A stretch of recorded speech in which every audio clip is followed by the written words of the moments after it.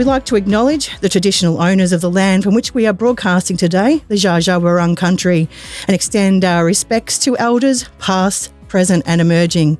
This round, we were looking at what draws us back to our rural communities and towns. What wonderful sense of community and connection that you really can't replicate in urban design, no matter how hard you try.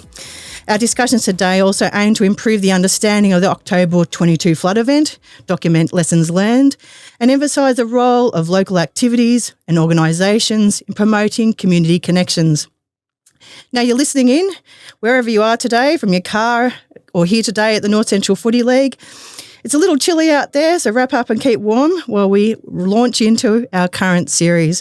I'd like to welcome today Fletcher Holmes-Brown, who's a student at the Charlton P12 College, and his teacher, Megan King, who teaches geography. Now, you're doing something very innovative at your school. Tell us about your project. So in geography, we had to study the impacts and the factors of the 2011 floods and how those impacts and factors affected the social life of community members in the town.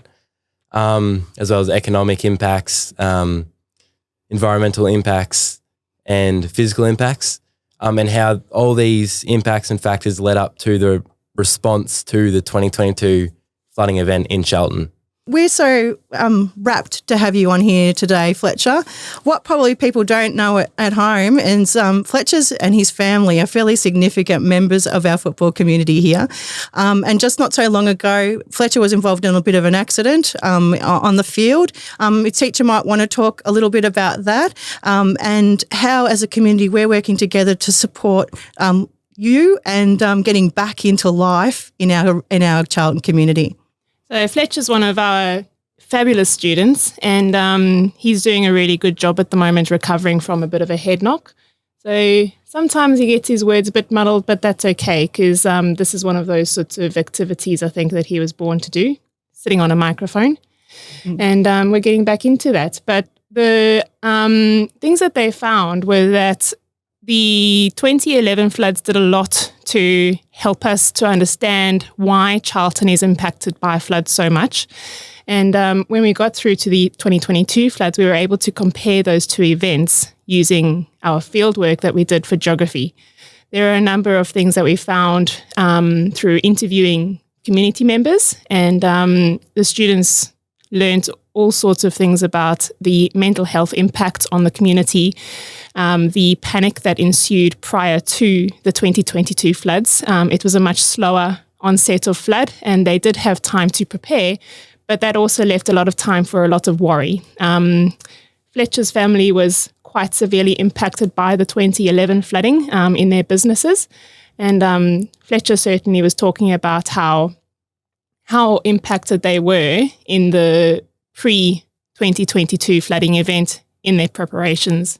And this time around, do you think, because we've been through this a few more times, we're sort of learning how to do this a little bit better and we're perhaps not as panicked and we're a little bit more prepared? Yes, we're certainly we were more prepared for the flood, but that was due to our own experiences, our own sort of traumas is the word, knowing that it wasn't just water rising then leaving, it was like a creek basically rolling through your shop and knocking over tables. You can't just put things up higher. You have to move it out of the shop completely and all those things too.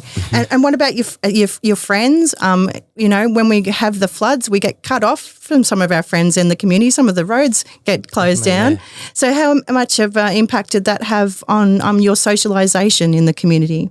It sort of had a positive effect as most people were forced up into the same area.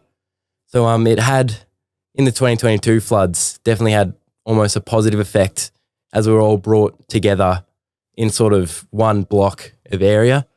But then again, we had the constant worry of kids who didn't know whether or not they would have a home to go to tomorrow with the rising floodwaters, which was always in the back of our minds during that 2022 floods.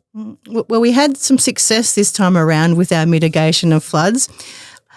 Then after that, how was that relief to know that the water's going past and we've managed to save the town?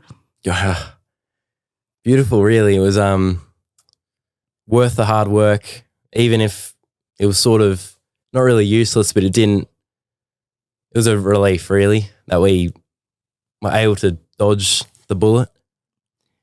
One of the things that we found as well is that there are a number of other members of the class that the kids really, really instrumental in setting up those mitigation strategies. So all of the sandbagging efforts, the kids, rather than going to school, the kids were sitting there and sandbagging businesses and homes. And I know that certainly at least one of them was involved in setting up the temporary levee that went across the back St Arnaud Road and St Arnaud Road. Yeah, so very much heavily involved. So this time we probably had a lot of learning that we can put forward into the future. And thank you very much for the work you're doing with your project, because I think, that learning is going to be contributing to how we prepare better in the future. Just want to say thank you very much to both of you for coming in today. I hope all goes well, and can't wait to see the outcome of your project, and we're all looking forward to it. Thank you very much. Thank you for having us.